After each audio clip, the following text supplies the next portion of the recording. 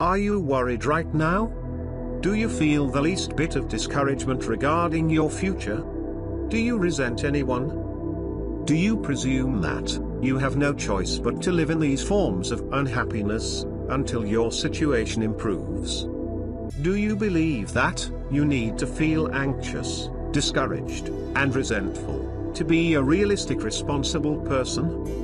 Let's question that presumption and belief by considering these two questions. 1. What if you knew that you did not have to feel worried, discouraged, or resentful? 2. What if you knew that you could more effectively and more enjoyably live your life without those painful states? The answer is obvious: you would choose to be free of worry, discouragement, and resentment. These reactionary states are so common and so habitual, though, that few people question whether they are really necessary or in their best interest. It seems that most people assume that they have to suffer from worry, discouragement, and resentment until they find themselves in a different situation. And yet, if they would examine their experience of these states of inner torment more closely, they would quickly realize that worry, discouragement, and resentment actually prevent them from entering a more satisfying situation. In fact, all that really makes a situation dissatisfying is the worry, discouragement, and resentment that we live in. Once we really see this, we automatically begin working our way out.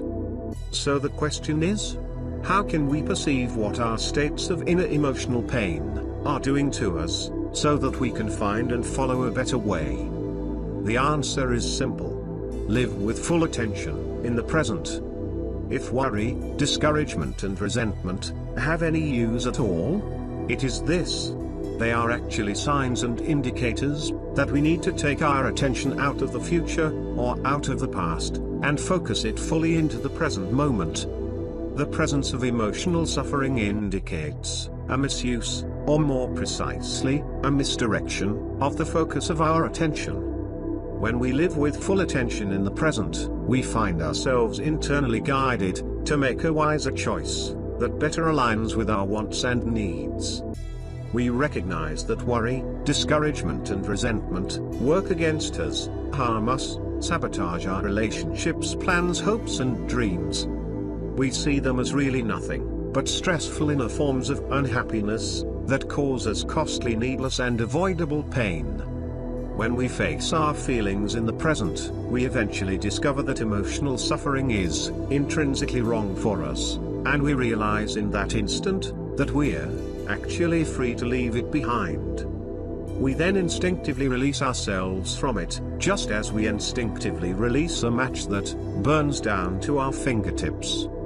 However, it needs to be made clear that the process of releasing intense states of emotional pain is often gradual and slow. So the way out of worry, discouragement, and resentment, while often gradual, is to deal with them directly.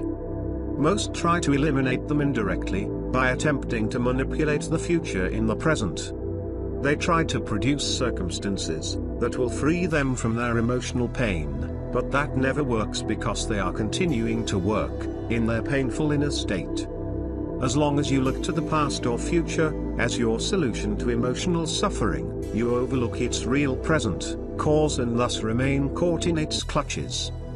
Worry, discouragement, resentment. These represent ways that we unconsciously mistreat ourselves, and the longer we mistreat ourselves, the more we are bound to suffer. When we are not fully aware in the present, we do not realize that we are mistreating ourselves. We presume that life is mistreating us, and we render ourselves powerless to do anything about it. Living in the present reveals doors of opportunity that living unconsciously inadvertently conceals. One's ability to live with full attention in the present requires discipline, but with practice, that ability develops, permitting one to enter the present will and abide there for longer and longer intervals. So the way out of worry, discouragement, and resentment, and into a more fulfilling life journey is to practice living with full awareness of the present, and to shift into present awareness the instant that we realize ourselves experiencing any form of emotional suffering. As we live in full consciousness of the present moment, we naturally navigate our way around, or out of worry, discouragement and resentment, into an increasingly all-fulfilling state of inner peace, contentment and love, with clear recognition of the wisest path to follow in the present, inevitably leading us into the best possible outcomes.